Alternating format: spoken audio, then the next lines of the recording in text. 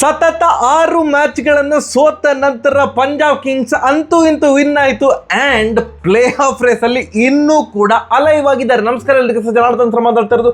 ಕುಶಲ ವೀಕ್ಷಣೆ ಸೌಖ್ಯ. Welcome back to Ganesh Karan cricket talks YouTube channel. First of all ಇವತ್ತು ಪ್ರೆಡಿಕ್ಷನ್ ಗೇಮ್ ಇರಲಿಲ್ಲ, ನನಗೆ ನೆನಪೇ ಹೋಗಿತ್ತು ಮಾರೆ. ಆ ಪೋಸ್ಟ್ ಸೆಕ್ಷನಲ್ಲಿ ಪ್ರೆಡಿಕ್ಷನ್ ಗೇಮ್ ಇದು ಅದು ಹಾಕಲಿಕ್ಕೆ I am really sorry. But ನಾನು ಓದ್ತೇನೆ, ಹೈಯೆಸ್ಟ್ ಲೈಕ್ ಬಂದ ಕಮೆಂಟ್ ಓದ್ತೇನೆ.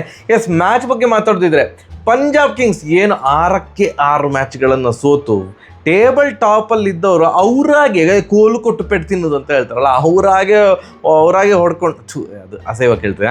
ಅವರಾಗೆ ಪೆಟ್ಟು ತಿಂತ ಇದು ಚೆನ್ನಾಗಿ ಕೇಳ್ತೀವಿ. ಪೆಟ್ಟು ಅವರಾಗೆ ಕೆಳಗೆ ಬಂದಿದ್ರು. ಈಗ ಅವರಿಗೆ ಮಾಡು ಇಲ್ಲವೇ ಮಾಡಿ, ಡೂ ಆರ್ ಡೈ ಸಿಚುವೇಶನ್ ಆಗಿತ್ತು. ಇವತ್ತಿನ ಮ್ಯಾಚಲ್ಲಿ ವಿನ್ ಆದರೆ ಅವರು ಅಲೈವ್ ಆಗಿರ್ತಾರೆ, ಬಟ್ ಕ್ವಾಲಿಫೈ ಆಗ್ತಾರೆ ಅಂತ ಏನು ಖಾತ್ರಿ ಇಲ್ಲ. ಇವತ್ತು ಸೋತಿದ್ರೆ ಆಫಿಷಿಯಲಿ ಅವರು ಕೂಡ ಔಟ್ ಆಗ್ತಿದ್ರು. ಯಾಕಂತಂದರೆ ಇದು ಅವರ ಕೊನೆಯ ಮ್ಯಾಚ್ ಆಗಿತ್ತು. ಅಂತೂ ಇಂತೂ LSG ಅಗೇನ್ಸ್ಟ್ ಇವತ್ತಿನ ಮ್ಯಾಚಲ್ಲಿ ಪಂಜಾಬ್ ಕಿಂಗ್ಸು ವಿನ್ ಆದರು. ಏನು ಈಗ ಸಿನಾರಿಯೋ ಯಾವ ಥರ ಉಂಟು ಅಂತಂದರೆ, ರಾಜಸ್ಥಾನ್ ರಾಯಲ್ಸ್ ಸೋತ್ರೆ, KKR ಸೋತ್ರೆ ಪಂಜಾಬ್ ಕಿಂಗ್ಸ್ ಪ್ಲೇ ಆಫಿಗೆ 4th ಟೀಮ್ ಆಗಿ ಕ್ವಾಲಿಫೈ ಆಗ್ತದೆ. KKR ವಿನ್ ಆದರೆ ಏನು ಕ್ವಾಲಿಫೈ ಆಗ್ತದ? ಹಾಗೆ ಹೇಳಲಿಕ್ಕೆ KKR ವಿನ್ ಆದರೆ ಸಾಕಾಗೋದಿಲ್ಲ, ರಾಜಸ್ಥಾನ ಸೋಲಲೇಬೇಕು, KKR ವಿನ್ ಆಗಬೇಕು. ಆ್ಯಂಡ್ KKRನ ರನ್ ರೇಟ್ ಪಂಜಾಬ್ಗಿಂತ ಬೆಟರ್ ಇದ್ದರೆ ಆಗ KKR ಕ್ವಾಲಿಫೈ ಆಗ್ತದೆ. ಪಂಜಾಬ್ಗಿಂತ ಬೆಟರ್ ಇರ್ತಿದ್ರೆ ಆಗ ಕೂಡ ಪಂಜಾಬೇ ಕ್ವಾಲಿಫೈ ಆಗ್ತದೆ. ರಾಜಸ್ಥಾನ್ ರಾಯಲ್ಸ್ಗೆ ಸಿಂಪಲ್ ಇಕ್ವೇಶನ್ ಏನು ಅಂತಂದರೆ, ಅವರು ವಿನ್ ಆದರೆ ಆಯಿತು, ಅವರಿಗೆ ರನ್ ರೇಟ್ ಏನೂ ಮ್ಯಾಟರ್ ಆಗೋದಿಲ್ಲ. ಅವರ ಕೊನೆಯ ಮ್ಯಾಚ್ ನಾಳೆ ಮುಂಬೈ ಅಗೇನ್ಸ್ಟ್ ಅವರು ವಿನ್ ಆದರೆ ಅವರು ಪ್ಲೇ ಆಫಿಗೆ ಹೋಗ್ತಾರೆ. DC ಬಗ್ಗೆ ಕೇಳಿಬಿಡಿ, DC ಕ್ವಾಲಿಫೈ ಆಗೋದಿಲ್ಲ. ಅವರು ಅಂದರೆ ಏನೊಂದು ಮ್ಯಾಥಮೆಟಿಕಲಿ ಪಾಸಿಬಲ್, ಅವರು ಪ್ಲೇ ಆಫಿಗೆ ಹೋಗ್ಬೋದು, practically impossible to the core. So DCಯ ಬಗ್ಗೆ ಅದು ಏನು ಯಾರು ವರಿ ಕೂಡ ಮಾಡೋದು ಬೇಡ. ಎಸ್, ಇವತ್ತಿನ ಸೋಲಿಗೆ ಯಾರು ಕಾರಣ? LSGಯ ಸೋಲಿಗೆ ಯಾರು ಕಾರಣ? ಪಂತ್ ಫ್ಯಾನ್ಸೇ ಹೇಳ್ತಾರೆ ಪಂತೇ ಕಾರಣ ಅಂತ. ನೋಡಿ ಮಾರ್ರೆ, ರನ್ ರೇಟ್ ಡೌನ್ ಆಗಬೇಕು ಅಂತ ಇದ್ರೆ ಪಂತನ್ನು ಕರ್ಕೊಂಬರ್ಬೇಕಾ ಅಂತ. ಈ ಒಂದು IPL ಅಲ್ಲಿ ಇದು ಹೇಗೆ ನೀವು ಒಂದು ಇಂಡಿಯನ್ ಪ್ಲೇಯರ್ಗೆ ಹೀಗೆ ಮಾತಾಡೋದು? ಹಾಗೆ ಅಣ್ಣ, ಇದು ಟ್ರಾಲ್ ಅಲ್ಲ, ರೋಸ್ಟ್ ಅಲ್ಲ, ಎಂಥದ್ದು ಅಲ್ಲ. ಈ IPL ಅಲ್ಲಿ ಆದದ್ದು ಇದೆ.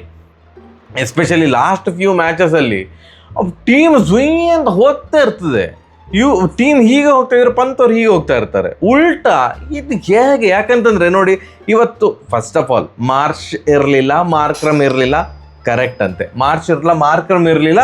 ಸೊ ಒಂದು ಲೆಕ್ಕದಲ್ಲಿ ಬ್ಯಾಟಿಂಗ್ ಒಂದು ವೀಕ್, ಎಸ್ಪೆಷಲಿ ಮಾರ್ಚ್ ಇರೋದಿದ್ದದು ಅಂಥ ಒಂದು ಫಾರ್ಮಲ್ಲಿ ಇರುವಂಥ ಆಟಗಾರ 90s ಹೊಡಿತಾ ಇದ್ದಾರೆ ದಡ ಅಂತ. ಅವರಿಲ್ಲ ಅಂತಂದಾಗ ಒಂಚೂರು ಅನ್ನಿಸ್ತದೆ. ಬಟ್ ಜಾಶ್ ಇಂಗ್ಲಿಷ್ ಇದ್ದಾರಲ್ಲ, ಅವರೇನೋ ಮಾಡ್ಬೋದು ಅಂತ. ಅವ್ರು ಸೂಪರಾಗಿ ಆಡಿದರು. ಬಟ್ ಅಲ್ಲಿ ಯಾರು ಇನ್ನೊಂದು ಎಂಡಿಂದ ಓಪನರ್ ಆಗಿ ಬಂದಂಥ ಹರ್ಷಿನ್ ಕುಲ್ಕರ್ಣಿ ಫಸ್ಟ್ ಬಾಲಿಗೆ ಟಕ್ಔಟ್ ಆದರು. ಪೂರನ್ ಅವರದು ಪೂವರ್ ರನ್, ಅದಕ್ಕೆ ಪೂರನ್ ಅಂತ ಹೆಸರಿಟ್ಟದ. ಈ ಒಂದು IPL ಅಲ್ಲಿ ಒಂದು 2 ಇನ್ನಿಂಗ್ಸ್ ಚಂದ ಮಾಡಿ ಆಡಿದ್ದಾರೆ. ಬಿಟ್ಟರೆ ಪೂರನ್ ಅವರು ಓವರ್ ಆಲ್ ಅವ್ರದ್ದು ಗೇಮ್ ಏನೂ ಇರಲಿಲ್ಲ. 7 ಬಾಲಿಗೆ 2 ರನ್. ಅದಾದ ಮೇಲೆ ಬದೋನಿ ಮತ್ತು ಏನು ಜಾಶ್ ಇಂಗ್ಲಿಷ್ ಸೇರಿಕೊಂಡು ಫ್ಯಾಂಟಾಸ್ಟಿಕ್ ಇನ್ನಿಂಗ್ಸ್. ಅವರಿಬ್ಬರು ಇರುವ ತನಕ ಉಂಟಲ್ಲ, ಏನು ಹೋಗ್ತಾ ಇತ್ತು ರನ್. ಎಸ್ಪೆಷಲಿ ಬದೋನಿ 5 ಬಾಲಿಗೆ 2 ರನ್ ಅಂತ ಇದ್ದದ್ದು, ಆಯಿತಾ, ಅವ್ರದ್ದು ಇನ್ನಿಂಗ್ಸ್. ಓಕೆ, ಟೈಮ್ ತಗೊಳ್ತಿದ್ದಾರೆ. ನೆಕ್ಸ್ಟ್ ಕಣ್ಣು ಬಿಟ್ಟು ಅಷ್ಟರಲ್ಲಿ ನೆಕ್ಸ್ಟ್ 11 ಬಾಲಿಗೆ 40 ರನ್ ಚಚ್ಚಿದ್ರು. ಫ್ಯಾಂಟಾಸ್ಟಿಕ್. ಕೊನೆಗೆ 18 ಬಾಲಿಗೆ 43 ರನ್ ಹೊಡೆದು ಅವರು ಔಟ್ ಆದರು. ಜಾಶ್ ಇಂಗ್ಲಿಷ್ ಅವ್ರದ್ದು ಸೂಪರ್, ಒಳ್ಳೆ ಜೋಶಲ್ಲಿದ್ದರು, ಅದಕ್ಕೆ ಜಾಶ್ ಅಂತ ಹೆಸರಿಟ್ಟದ್ದ. ಜಾಶ್ ಇಂಗ್ಲಿಷ್ ಅವರು 44 ಬಾಲಿಗೆ 72 ರನ್, ಅವರು ಕೂಡ ಚಂದದ ಇನ್ನಿಂಗ್ಸ್. ಎಲ್ಲಿ ಹಾಳಾದದ್ದು ಅಂತಂದರೆ, ಯಾವಾಗ ಬದೋನಿ ಅವ್ರು ಔಟ್ ಆದ್ರಲ್ಲ, ಆವಾಗ ಬಂದಂಥ ರಿಷಬ್ ಪಂತ್ ಅದು ಎಂಥ ಇನ್ನಿಂಗ್ಸ್ ನನಗೆ ಅರ್ಥನೇ ಆಗಲಿಲ್ಲ. ಎಸ್ಪೆಷಲಿ ಒಂದು ಚಹಲ್ ಅವರ ಓವರಲ್ಲಿ ಅವರಿಗೆ ಒಂದು ಜೀವದಾನ ಕೂಡ ಸಿಕ್ಕಿತ್ತು. ಅದಾದಮೇಲೆ ಒಂದು 4 ಬಂತು. ಅದಾದಮೇಲೆ ನೆಕ್ಸ್ಟ್ ಬಾಲೇ ಔಟ್ ಆದರು. 22 ಬಾಲ್ ಆಡಿ 26 ರನ್. ನಿಮ್ಮ ತಂಡ ಯಾವುದೋ ಬೇರೆ ಲೆವೆಲಲ್ಲಿ ಹೋಗ್ತಾರೆ ನೋಡಿ. ನಿಮಗೆ ಪಂಜಾಬನ್ನು ಸೋಲಿಸಲೇಬೇಕು ಅಂತಿದ್ರೆ ನೀವು ದೊಡ್ಡ ಸ್ಕೋರ್ ಹೊಡಿಲೇಬೇಕು. ಯಾಕಂತಂದರೆ ನೋ ಮ್ಯಾಟ್ರ್ ವಾಟ್, ನೀವು 250 ರನ್ ಹೊಡೆದ್ರೂ ಕೂಡ ಪಂಜಾಬಿಗೆ ಬೇರೆ ದಾರಿಯೇ ಇಲ್ಲ. Punjab will go for the kill.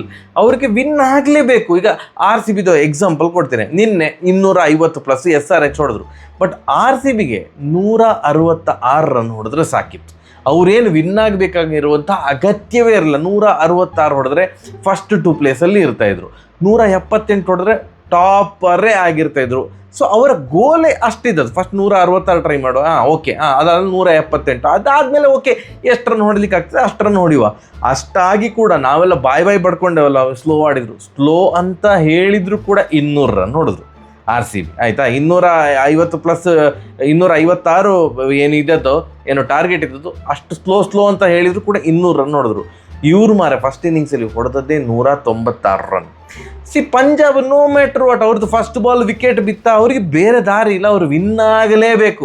RCB ಥರ ಒಂದು 150 ಹೊಡೆದ್ರೆ ಸಾಕು, 140 ಹೊಡೆದ್ರೆ ಸಾಕು, ಅವ್ರು ವಿನ್ ಆದರೆ ಮಾತ್ರ ಅವರು ಈ ಒಂದು ಪ್ಲೇ ಆಫ್ ರೇಸಲ್ಲಿ ಜೀವಂತವಾಗಿರ್ತಾರೆ. ಕರೆಕ್ಟ್ ಟೈಮಿಗೆ ಶ್ರೇಯಸ್ ಅಯ್ಯರ್ ಅವರು ಫಾರ್ಮಿಗೆ ಬಂದದ್ದು. ಇವತ್ತು ಅರ್ಜುನ್ ತೆಂಡೂಲ್ಕರ್ ಅವರಿಗೆ ಅಂತೂ ಇಂದು ಫೈನಲಿ ಅವರಿಗೆ ಒಂದು ಅವಕಾಶ ಸಿಕ್ಕಿತ್ತು. ಹಾರ್ಡ್ ವರ್ಕಿಂಗ್ ಏನೇ ಹೇಳಿ ಸಚಿನ್ ಅವರ ಜೊತೆ ಕಂಪೇರ್ ಮಾಡಿದ್ರೆ ಅದು ದೊಡ್ಡ ತಪ್ಪು ಅನ್ನೋದು ನನ್ನ ಒಂದು ಅಭಿಪ್ರಾಯ.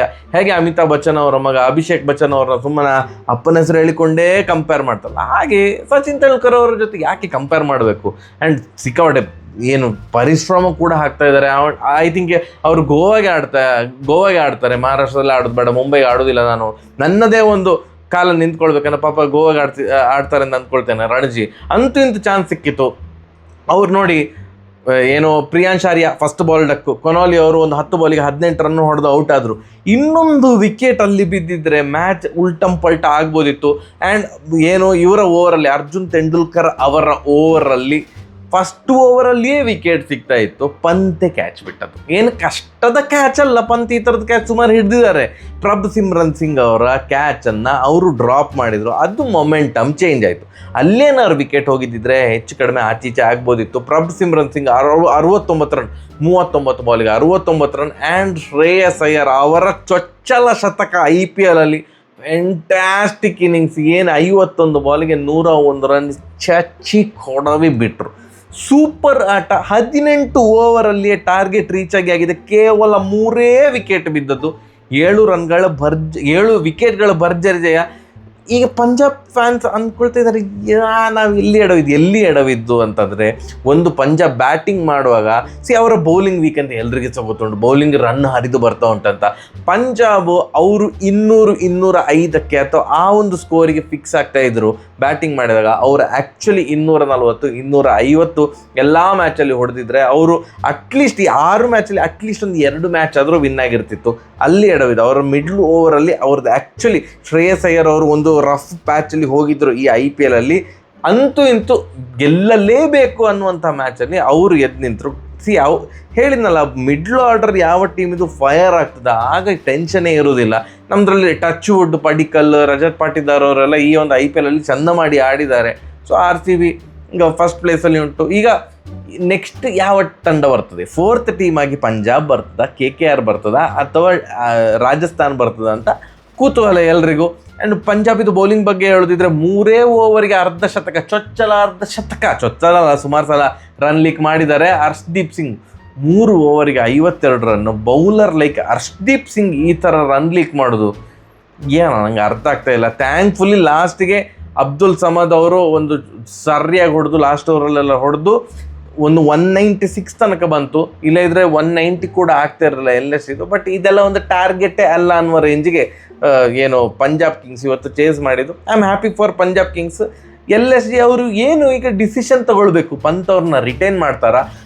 ಯಾಕಂತಂದರೆ ಅವರ ಓನರ್ ಪಾಡ್ಕಾಸ್ಟಲ್ಲೇ ಹೇಳಿದ್ದಾರೆ, you believe or not, Pant ಇನ್ನು ನೆಕ್ಸ್ಟ್ 10 ವರ್ಷದಲ್ಲಿ 5 ಕಪ್ ಮಿನಿಮಮ್ 5 ಕಪ್ಪು ನಮಗೆ ಗೆಲ್ಲಿಸಿಕೊಡ್ತಾರೆ ಅಂತ. ಆ ಥರ ಸ್ಟೇಟ್ಮೆಂಟ್ ಕೊಟ್ಟ ಮೇಲೆ ಪಂತ್ ಅವ್ರನ್ನ ರಿಟೈನ್ ಮಾಡಬೇಕಲ್ಲ. ಬಟ್ 27 crore ಈಸ್ ಈ ವರ್ತ್ ಫಾರ್ 27 crore? ಏನೋ ಮರ, ನನಗೆ ನಾಟ್ ವರ್ತ್ ಫಾರ್ 27 crore ಅಂತ ಹೇಳ್ತೇನೆ. ಕೆಪಾಸಿಟಿ ಇಲ್ವಾ ಅದೆಲ್ಲ ಮಾತಾಡೋದಿಲ್ಲ, ಕೆಪಾಸಿಟಿ ಉಂಟು. ಬಟ್ ಅವರನ್ನು ರೀಇನ್ವೆಂಟ್ ಮಾಡಿಕೊಳ್ಬೇಕು. ಅವ್ರದ್ದು ಇಂಟರ್ನ್ಯಾಷನಲ್ ಕರಿಯರ್ ಕೂಡ ಈಗ ಕೆಳಗಡೆ ಹೋಗ್ತಾ ಉಂಟು. IPL ಅಲ್ಲಿ ಪರ್ಫಾರ್ಮೆನ್ಸ್ ಇಲ್ಲ. 1 ವರ್ಷ ಲಾಸ್ಟ್ ಇಯರ್ ಕೂಡ ಹಾರಿಬಲ್ ಪರ್ಫಾರ್ಮೆನ್ಸ್, ಈ ವರ್ಷ ಹಾರಿಬಲ್ ಪರ್ಫಾರ್ಮೆನ್ಸ್. LSG ಫ್ಯಾನ್ಸ್ ಯಾರಾದರೂ ಇದ್ದರೆ, ಐನೋ LSG ಫ್ಯಾನ್ಸ್ ಸ್ವಲ್ಪ ಕಡಿಮೆ ಇರೋದು, ಹೊಸ ಫ್ರ್ಯಾಂಚೈಸ್ ಅದೆಲ್ಲ. But LSG fans, especially Rishabh Pant fans, ನೀವು ಈ ವಿಡಿಯೋ ನೋಡ್ತಾ ಇದ್ರೆ ನೀವು ಕಮೆಂಟ್ ಹಾಕಿ. ಯಾರು ನಿಮ್ಮನ್ನು ಏನು ಟ್ರಾಲ್ ಮಾಡೋದಿಲ್ಲ, ಯಾರು ನಿಮ್ಮನ್ನು ಬೈಯೋದಿಲ್ಲ. LSGಯ ಈ ಒಂದು ಶೋಚನೀಯ ಪ್ರದರ್ಶನಕ್ಕೆ ಮೇಯ್ನ್ ರೀಸನ್ ಯಾರು ಅಂತ ನೀವೇ ಕಮೆಂಟ್ ಸೆಕ್ಷನಲ್ಲಿ ತಿಳಿಸಿ. ಎಸ್ಪೆಷಲಿ ಪಂತ್ ಅವರ ಫಾರ್ಮ್ ಬಗ್ಗೆ ನೀವು ಏನು ಹೇಳ್ತೀರ ಅಂತ ಕಮೆಂಟ್ ಸೆಕ್ಷನಲ್ಲಿ ತಿಳಿಸಿ. ಆ್ಯಂಡ್ ನಿನ್ನೆಯ ವಿಡಿಯೋಗೆ ಹೈಯೆಸ್ಟ್ ಲೈಕ್ ಬಂದಿರುವಂಥ 215 ಲೈಕ್ ಬಂದಿದೆ. ನಾಗೇಂದ್ರ ಅವರು ಬರೆದಿದ್ದಾರೆ. ಅವ್ರ ಪದ್ಯ ಬರೆದೋದು ಏನಂತಂದರೆ, ಭುವಿ ಮತ್ತು ಹೇಸಲ್ವುಡ್ ಅವ್ರದ್ದು ನಿನ್ನೆದು ಬೌಲಿಂಗ್ ಯಾವ ಥರ ಇತ್ತು ಅಂತಂದರೆ, ತಪ್ಪು ಮಾಡೋ ಇದಲ್ಲ ಎಂತ ಇದು, ತಪ್ಪು ಮಾಡಿದವ್ರು ಯಾರವ್ರೇ, ತಪ್ಪೇ ಮಾಡಿದವ್ರು ಎಲ್ಲವ್ರೆ. ಅಂದರೆ ನಾವು ತಪ್ಪು ಮಾಡ್ತೇವೆ, ಎಲ್ಲರೂ ಕೂಡ ತಪ್ಪು ಮಾಡ್ತಾರಲ್ಲ, ನಾವು ಕೂಡ ತಪ್ಪು ಮಾಡಿದ್ದೇವೆ, ಹೊಟ್ಟೆಗೆ ಹಾಕೊಳ್ಳಿ ಅಂತ. ರೊಮಾರಿಯೋ ಅವರ ಬೌಲಿಂಗ್ ಯಾವ ಥರ ಇತ್ತು ಅಂತಂದರೆ, ನೋ ಟೆನ್ಷನ್, ಲೈಫ್ ಒಂಥರ ಟೆಂಪ್ಟೇಷನ್. ಅಂದರೆ ನಂಗೇನು ಟೆನ್ಷನ್ ಇಲ್ಲ, ನೀವು ಬೌಲಿಂಗ್ ಕೊಟ್ಟದಲ್ಲ ನಮಗೆ, ನೀವೇ ಟೆನ್ಷನ್ ಮಾಡಿಕೊಳ್ಬೇಕು ಅಂತ. ವೆಂಕಟೇಶ್ ಅಯ್ಯರ್ ಅವ್ರದ್ದು ಬ್ಯಾಟಿಂಗ್, ಓಡಿ ಮಗ ಬಿಡಬೇಡ ಅವನ್ನ. ಪಾಟೀದಾರ್ ಅವರ ಬ್ಯಾಟಿಂಗ್ ಹೇಗಿತ್ತಂತಂದರೆ, ಏಕೆ ಕನಸು ಕಾಣುವೆ, ನಿಧಾನಿಸು, ಟೆನ್ಷನ್ ತಗೊಳ್ಬೇಡಿ, ನಿಧಾನಕ್ಕೆ ಹೋಗುವ, 166 ಹೊಡೆದ್ರೆ ಸಾಕಲ್ಲ ಅಂತ.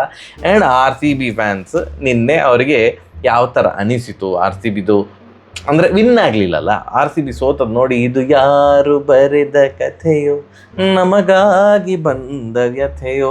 ಸೊ ಈ ಥರ ಪದ್ಯ ಬರೆದಿದ್ದಾರೆ RCB ಪ್ಲೇಯರ್ಸ್ ಬಗ್ಗೆ. ನಾಗೇಂದ್ರ ಅವರು ಕಂಗ್ರ್ಯಾಚುಲೇಷನ್ಸು, 215 ಲೈಕ್ ಬಂದಿದೆ. ನಾಳೆ 2 ಮ್ಯಾಚ್ ಉಂಟು. ನಾಳೆ ಲೀಗ್ ಹಂತದ ಎಲ್ಲ ಮ್ಯಾಚ್ಗಳು ಮುಗಿತದೆ. ಫಸ್ಟ್ ಮುಂಬೈ ವಿರುದ್ಧ ಏನು ರಾಜಸ್ಥಾನದ ಮ್ಯಾಚ್ ಉಂಟು. ಆ ಮ್ಯಾಚಲ್ಲಿ ರಾಜಸ್ಥಾನ ಏನಾದರೂ ವಿನ್ ಆದರೆ, ಕೊನೆಯ ಮ್ಯಾಚ್ ಏನು ಸಂಜೆಯ match DC versus KKR match, ಅದು ಆಟಕ್ಕುಂಟು, ಲೆಕ್ಕಕ್ಕಿಲ್ಲ. ಏನಾದರೂ ಮುಂಬೈ ನಾಳೆ ವಿನ್ ಆದರೆ, ರಾಜಸ್ಥಾನ್ ರಾಯಲ್ಸ್ ಎದುರು ಮುಂಬೈ ವಿನ್ ಆದರೆ, ಆಗ KKR ಹೋಗ್ತದಾ ಪಂಜಾಬ್ ಹೋಗ್ತದಾ ಅಂತ ಎಲ್ಲರೂ ಕೂಡ ಎದುರು ನೋಡ್ತಾ ಇರ್ತಾರೆ. DCಗೆ ಅಂತೂ ಚಾನ್ಸ್ ಇಲ್ಲ. ನಿಮಗೇನು ಅನ್ನಿಸ್ತದೆ ಅಂತ ಕಮೆಂಟ್ ಸೆಕ್ಷನಲ್ಲಿ ತಿಳಿಸಿ. ನನಗೆ ಯಾಕೋ ನಾಳೆ ರಾಜಸ್ಥಾನ್ ಸೋಲ್ತದ ಅಂತ. ಮುಂಬೈ ಅವರು ಅಂದರೆ ನಾವಂತೂ ಹೋಗ್ತಾ ಇಲ್ಲ, ಇವರನ್ನು ಸೋಲಿಸುವ ಅಂತ ಶತಾಯಗತಾಯವಾಗಿ ಸೂಪರಾಗಿ ಕ್ರಿಕೆಟ್ ಆಡ್ಬೋದು ಅಂತ ಅನ್ನಿಸ್ತಾ ಇದೆ. ನೋಡುವ. ಅಂದರೆ ನಾಳೆ ಮತ್ತೆ ಮುಂಬೈಯವರು ಎಲ್ರಿಗೂ ನಾವು ರೆಸ್ಟ್, ಹೊಸ ಟೀಮ್ ಇಟ್ಕೊಂಡು ಬರ್ತೇವೆ ಅಂತಂದರೆ ಆಗ ರಾಜಸ್ಥಾನಿಗೆ ಈಸಿ ಆಗ್ತದೆ. ಹಾಗೆ ಮಾಡಲಿಕ್ಕಿಲ್ಲ ಮುಂಬೈ ಅಂತ ಅಂದ್ಕೊಂಡಿದ್ದಾರೆ. ಸೊ ನೋಡುವ, ಸರಿಯಾಗಿದ್ರೆ ಬರುವ. ನಮಸ್ಕಾರ.